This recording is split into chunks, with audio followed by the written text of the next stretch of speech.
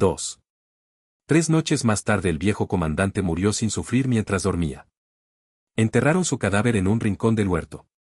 Corrían los primeros días de marzo. Durante los 3 meses siguientes hubo mucha actividad secreta. La actitud de los animales más inteligentes de la granja ante la vida había cambiado por completo al oír el discurso del comandante. No sabían cuándo ocurriría la rebelión pronosticada por el comandante, carecían de motivos para pensar que vivirían para verla, pero comprendían que tenían la obligación de prepararse para ella. La tarea de educar y organizar a los demás recayó, por supuesto, en los cerdos, en general reconocidos como los animales más inteligentes. Entre los cerdos se destacaban 2 berracos jóvenes llamados Bola de Nieve y Napoleón, que el señor Jones criaba para vender. Napoleón era un berraco de aspecto bastante feroz, el único de raza Berkshire en la granja, parco pero con fama de salirse siempre con la suya. Bola de Nieve era más vivaracho que Napoleón, tenía mayor facilidad de palabra y era más ingenioso, pero no se le atribuía la misma firmeza de carácter. Todos los demás puercos de la granja estaban destinados a la matanza. El más conocido era un cerdito gordo llamado Chillón, de mejillas redondas, ojos expresivos, movimientos ágiles y voz estridente. Un brillante conversador que cuando defendía alguna idea difícil saltaba a un lado y a otro sacudiendo la cola de una manera muy persuasiva. Los demás decían que Chillón era capaz de convertir lo negro en blanco. Entre los 3 habían elaborado todo un sistema de pensamiento, basado en las enseñanzas del viejo comandante, al que llamaron animalismo. Varias noches a la semana, cuando ya estaba dormido el señor Jones, celebraban reuniones secretas en el establo y exponían los principios del animalismo a los demás. Al principio encontraron mucha estupidez y apatía. Había animales que hablaban del deber de lealtad al señor Jones, a quien llamaban amo, y había quienes hacían comentarios tan básicos como, el señor Jones nos da de comer. Si desapareciera, nos moriríamos de hambre. Otros hacían preguntas como, ¿por qué debería importarnos lo que suceda cuando ya estemos muertos? O, si esa rebelión va a ocurrir de todos modos, ¿qué más da que trabajemos o dejemos de trabajar por ella? Y los cerdos tenían grandes dificultades para hacerles ver que eso contrariaba el espíritu del animalismo. Las preguntas más estúpidas eran las de Marieta, la yegua blanca. La primera que le hizo a Bola de Nieve fue: ¿seguirá habiendo azúcar después de la rebelión? No, dijo Bola de Nieve con firmeza. En esta granja no tenemos medios para fabricar azúcar. Además, tú no necesitas azúcar. Tendrás toda la avena y todo el heno que quieras. ¿Y podré seguir usando cintas Elacrim? Preguntó Marieta.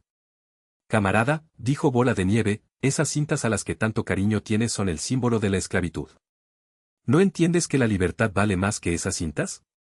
Marieta sintió, pero no parecía muy convencida. A los cerdos les costaba aún más contrarrestar las mentiras que hacía circular Moisés, el cuervo amaestrado. Moisés, la mascota especial del señor Jones, era un espía y un chismoso, pero también un conversador inteligente. Aseguraba conocer la existencia de un misterioso país llamado Monte Caramelo, al que iban todos los animales cuando morían. Estaba situado en el cielo, un poco más allá de las nubes, decía Moisés. En Monte Caramelo era domingo los 7 días de la semana, abundaba el trébol todo el año y en los setos crecían terrones de azúcar y bizcochos de linaza. Los animales detestaban a Moisés porque contaba mentiras y no trabajaba, pero algunos creían en el Monte Caramelo y los cerdos tenían que discutir a fondo para convencerlos de que tal lugar no existía. Sus discípulos más fieles eran los caballos de tiro, boxeador y trébol. Los dos tenían grandes dificultades para pensar por sí mismos, pero al haber aceptado a los cerdos como maestros absorbían todo lo que se les contaba y después lo transmitían a los demás animales mediante sencillos razonamientos. No faltaban nunca a las reuniones secretas en el establo y encabezaban el coro al entonar Bestias de Inglaterra, canción con la que siempre cerraban los encuentros. Al final lograron hacer la rebelión mucho antes y con mucha mayor facilidad de lo que ninguno esperaba. Unos años antes el señor Jones, aunque severo como amo, había sido un granjero capaz, pero últimamente iba de mal en peor. Se había desanimado mucho al perder dinero en un pleito, y había empezado a beber más de lo conveniente. Se pasaba días enteros sentado en el sillón de la cocina, leyendo periódicos, bebiendo y, de vez en cuando, dando de comer a Moisés cortezas de pan mojado en cerveza.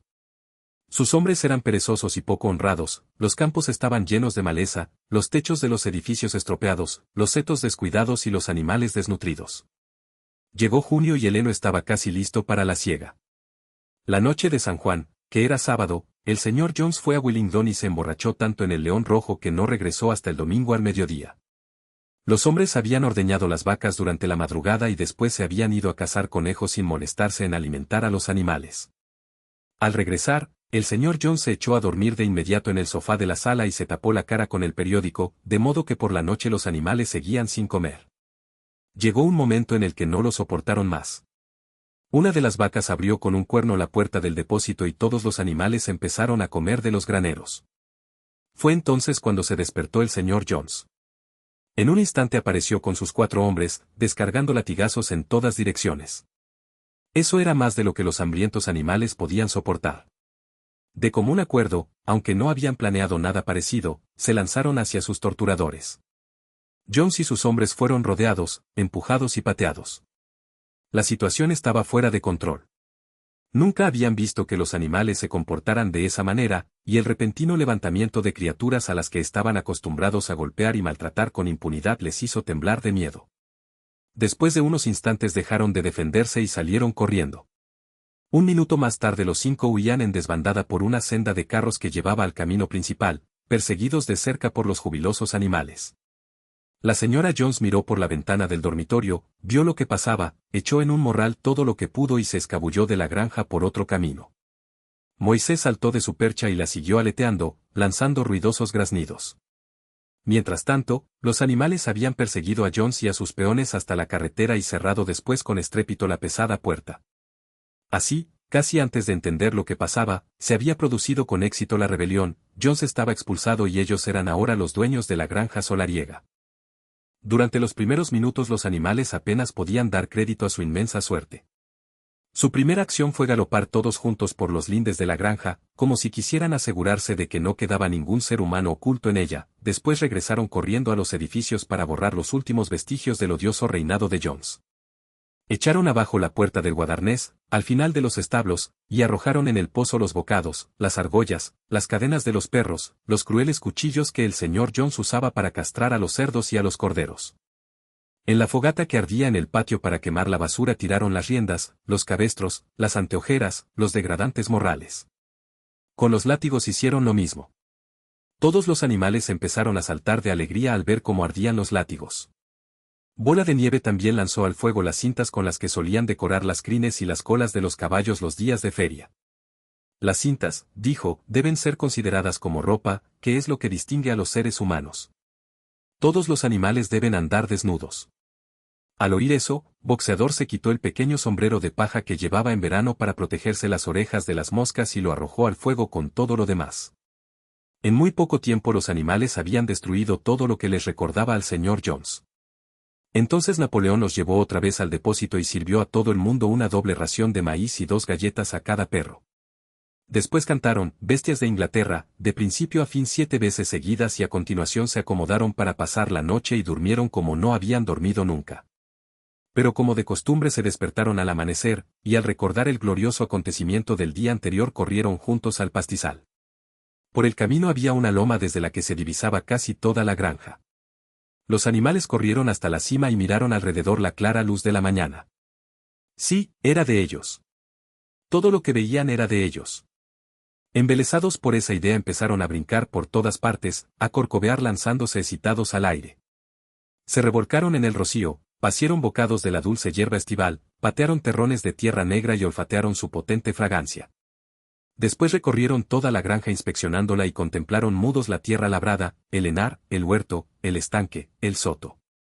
Era como si nunca hubieran visto esas cosas, y todavía les costaba creer que fueran suyas. Después regresaron en fila a los edificios de la granja y se detuvieron en silencio delante de la puerta de la casa. Ese lugar también les pertenecía, pero tenían miedo de entrar.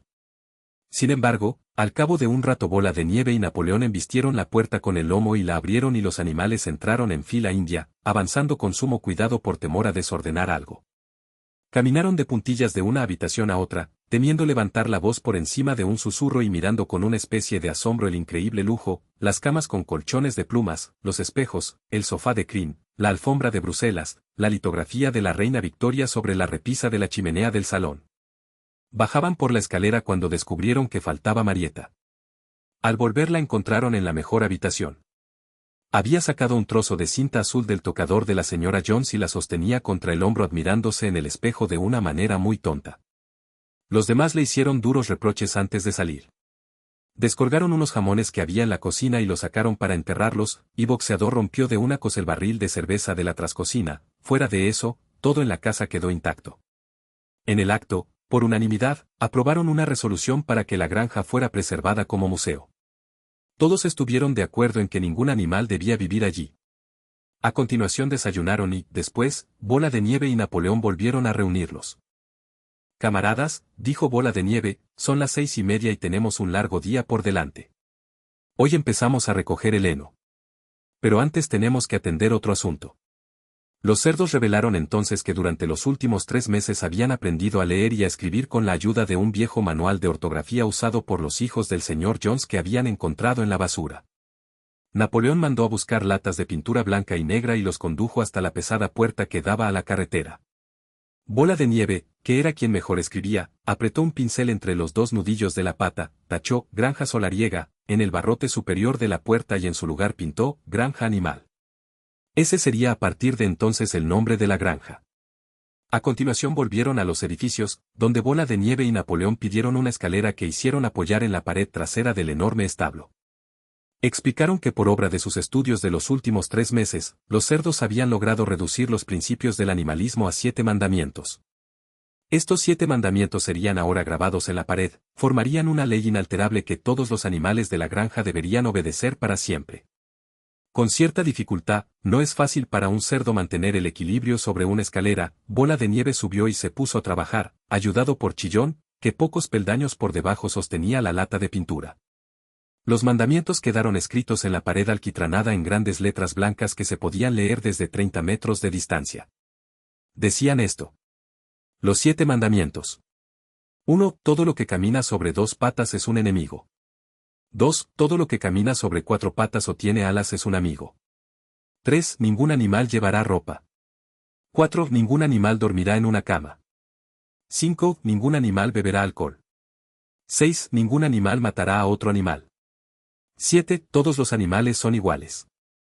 La letra era muy clara, y salvo que en vez de un amigo, decía un anigo, y una de las S estaba al revés, la ortografía era correcta en todo el texto. Bola de Nieve lo leyó en voz alta a los demás. Todos los animales asintieron con la cabeza, dando su completa conformidad, y los más listos empezaron de inmediato a aprender los mandamientos de memoria. Ahora, camaradas, gritó Bola de Nieve, arrojando el pincel, al henar. Que sea para nosotros una cuestión de honor recoger la cosecha en menos tiempo del que tardaban Jones y sus peones. Pero en ese momento las 3 vacas, que desde hacía un rato parecían inquietas, se pusieron a mugir ruidosamente. Hacía 24 horas que no las ordeñaban y sus ubres estaban a punto de reventar. Después de pensar un poco, los cerdos mandaron a buscar cubos y ordeñaron a las vacas con bastante éxito porque sus pezuñas estaban bastante bien adaptadas para esa tarea. Pronto hubo 5 cubos de espumosa y cremosa leche que muchos de los animales miraban con considerable interés. ¿Qué va a pasar con toda esa leche?, dijo alguien. John solía echar un poco en nuestro puré, dijo una gallina. ¿Qué importa la leche, camaradas?, exclamó Napoleón, colocándose delante de los cubos. Ya nos ocuparemos de eso. Más importante es la cosecha. El camarada Bola de Nieve encabezará la marcha. Yo lo seguiré en unos minutos. Adelante, camaradas. El heno nos espera.